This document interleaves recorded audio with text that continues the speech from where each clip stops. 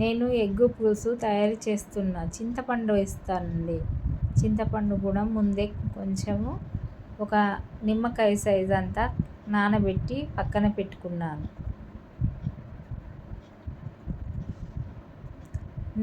చింతపండు వేయడం వల్ల ఎగ్గు గట్టిగా అవుతుందండి. ఒక 4 స్పూన్ ఆయిల్ వేసి అందులో ఆవాలు, జీలకర్ర, మెంతులు వేసుకోవాలండి. చింతపండు రసం పోస్తాం కాబట్టి మెంతులు వేయడం వల్ల చేపల కర్రీలాగా అనిపిస్తుందండి. ఒక ఎల్లిపాయ, చేపల కూర టేస్ట్ లాగా ఉంటుందండి, బాగుంటుంది. ఎగ్గు కూడా మంచిగా గట్టిగా అవుతుంది. ఒక 2 పచ్చిమిర్చి.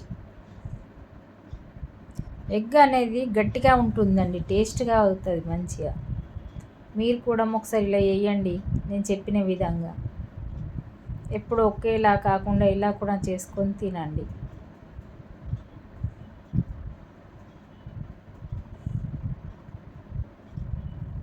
కొంచెం వేగాలండి. వేగిన తర్వాత ఆనియన్స్ వేసుకోవాలి.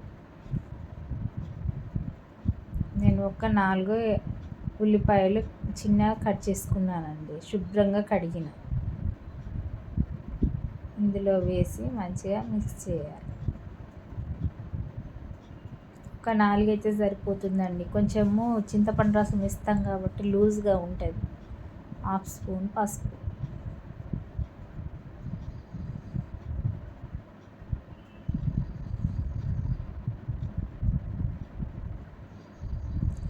1/2 స్పూను సాల్ట్, సగం స్పూన్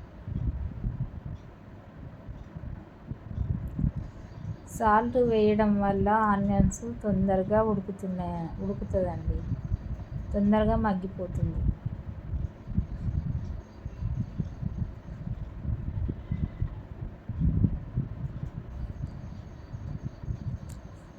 ఒక 5 నిమిషాలు మూత పెట్టి ఉంచుదాం. 5 నిమిషాల తర్వాత కొంచెం మగ్గిందండి.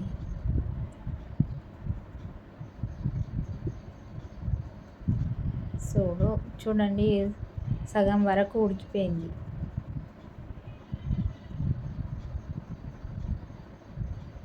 సాల్ట్ వేయడం వల్ల తొందరగా ఉడుకుతాయండి ఆనియన్స్, మళ్ళీ మంచిగా ఉంటాయి, మాడదు. సాల్ట్ వేయడం వల్ల మాడిపోదండి ఆనియన్స్, మంచిగా బ్రౌన్గా ఉడుకుతాయి.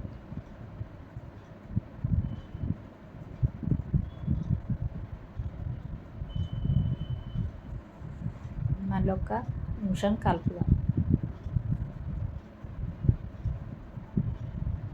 మేము సాటర్డే వచ్చిందంటే ఎగ్ కర్రీ తప్పకుండా ఉండాలి మా ఇంట్లో. సాటర్డే రోజు ఎగ్ కర్రీ తప్పకుండా చేసుకుంటాం మేము. ముందుగా ఎగ్స్ ఉడకబెట్టుకున్న సాల్ట్ వేసి ఒక 6 అండి, 6 ఎగ్స్.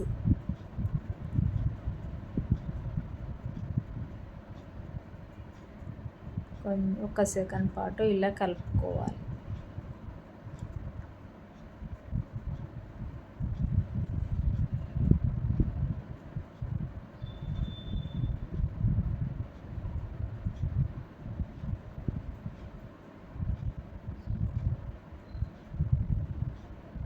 ఒక స్పూను కారం వేద్దాం.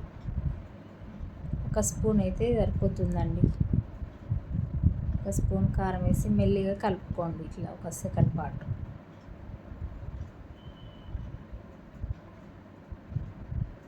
ఒక 2 నిమిషాలు మంచిగా మూత పెట్టి ఉడకనిద్దాం.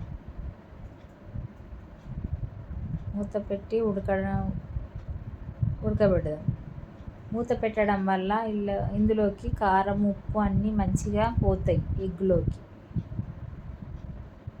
ఒక 2 నిమిషాల తర్వాత చూడండి, ఇందులో చింతపండు రసం వేసిన, స్కిప్ అయిందండి అది. చింతపండు రసం పోసినామండి నేను. అంతే, రెడీ.